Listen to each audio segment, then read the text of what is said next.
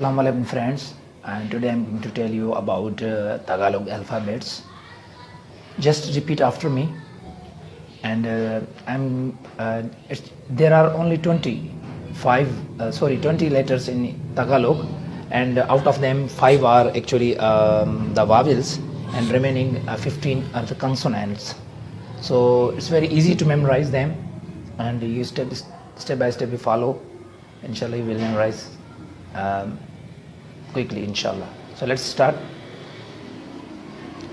A, ba, ka, da, abakada, e, ga, ha, i, la, ma,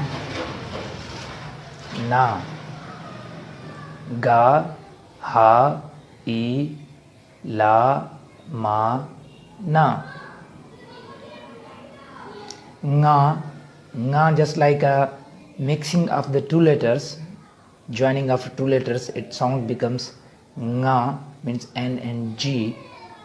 Nga, o, pa, ra, sa, ta, u, u, sound becomes here in u. Va for W sound, ya for Y sound. So just you practice on it, and inshallah you will memorize them quickly. And thanks for watching.